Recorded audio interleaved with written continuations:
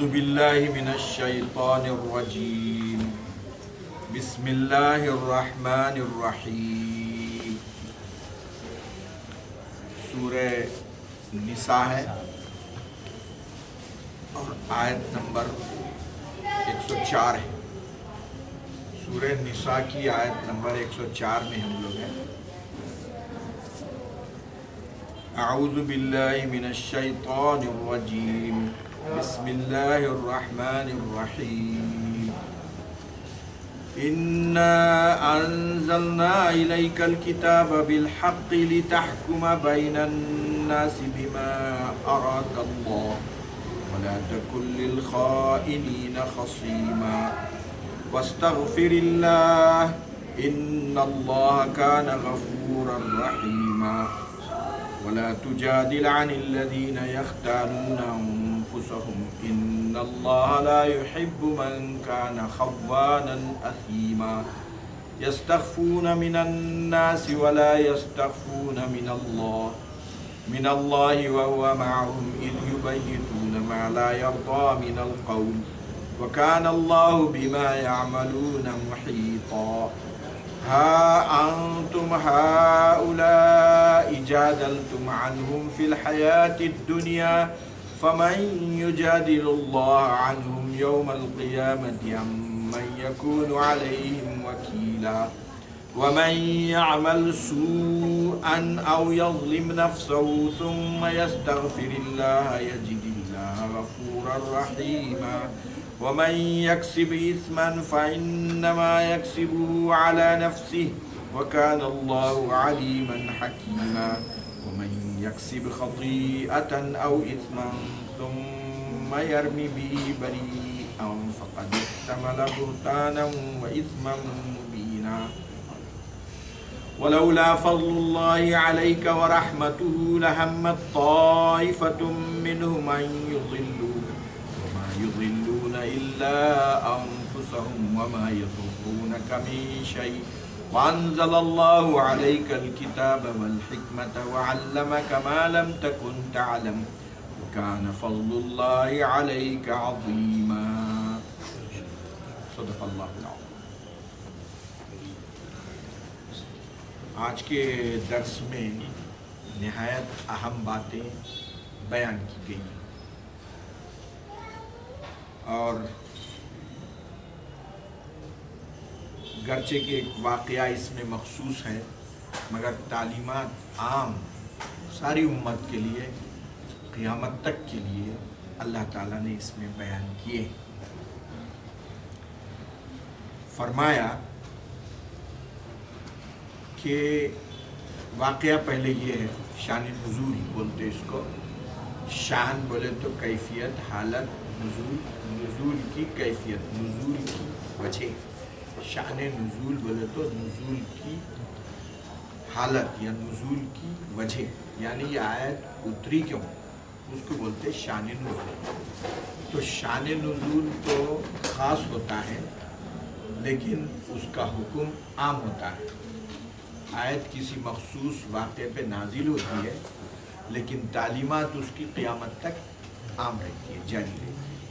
تو اس کا شان نزول یہ ہوا کہ سرسری ہم نے اس دن بھی یہ بتایا تھا کہ قتادہ رضی اللہ تعالیٰ عنہ مشہور صحابی تھے، ان کے چچازاد بھائی، چچیرے بھائی تھے رفاعہ، مدینہ منورہ میں، اور یہ واقعہ مدینہ منورہ کا ہے، ہجرت کے بعد کا، بہت بعد کا۔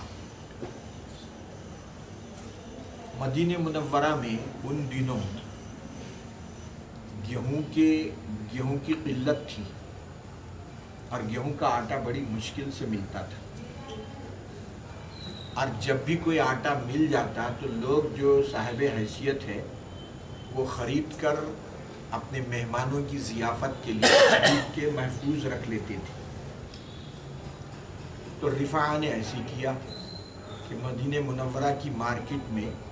جب گیہوں کا آٹا اویلیبل تھا بہت زیادہ تو انہوں نے اس کو خرید کے اس کی بوریاں اپنے گھر میں محفوظ رکھ لی اور اس کے اندر ہتھیار بھی محفوظ کر دیا۔ بشیر نامی ایک شخص تھا، اس کا نام دوسری اور بھی طعمہ، تو عین میم ہے، طعمہ اور بشیر دو نامہ ہیں اس کے۔ بشیر نامی ایک شخص تھا، مومن، بظاہر مومن تھے، تو انہوں نے موقع پا کر رفاعہ کے گھر سے نقب زنی کر کے، یعنی پیچھے سے دیوار پھوڑ کے سوراخ کر کے آٹے کی بوریاں نکال دی اور نکال کے اپنے گھر لے کے گئے وہ۔ اب صبح جب ہوئی تو رفاعہ نے دیکھا کہ آٹے کی بوریاں نہیں ہیں اور اس کے اندر جو اسلحہ تھے وہ بھی نہیں پائے گئے۔ تو جب بات چی ہو گئی تو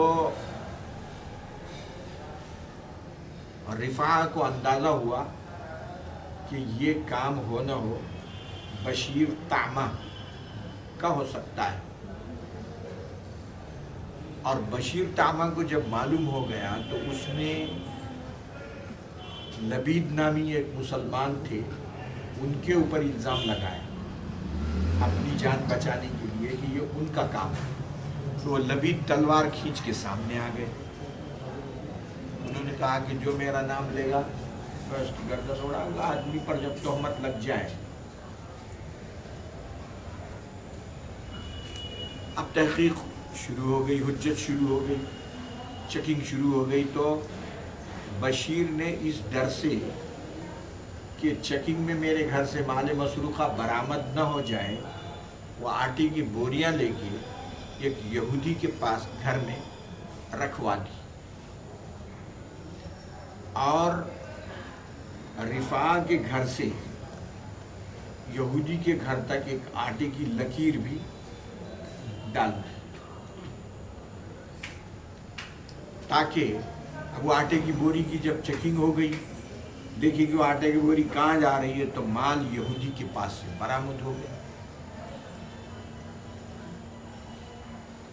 بشیر بنی ظفر قبیلے کے تھے،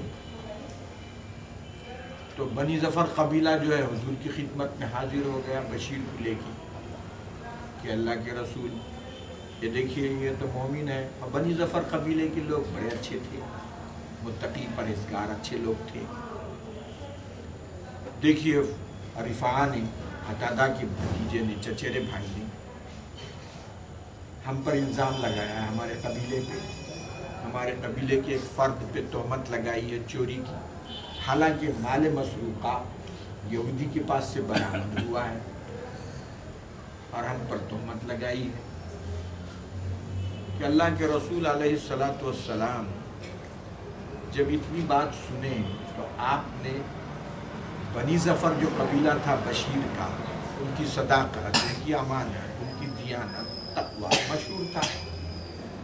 تو آپ نے یہ ارادہ فرمایا کہ واقعی یہ صحیح معلوم ہوتا ہے اور رفاعہ زیادتی کر رہے ہیں جو بشیر اور بنی ظفر پر الزام لگا رہے ہیں، یہ فیصلہ آپ کرنے کو تھے، آیت شریفہ نازل اور یہودی کو مجرم قرار دینے کا ارادہ ہوا تھا حضور کا، بنی ظفر کی تقویٰ طہارت کو دیکھ کر انہوں نے آ کے رونا پلانا شروع کر دیا کہ دیکھیے اللہ کے رسول ہمارا آدمی اتنا اچھا ہے، اس پر الزام لگ رہا ہے اور یہ ہمارے خاندان کے لیے، ہمارے قبیلے کے لیے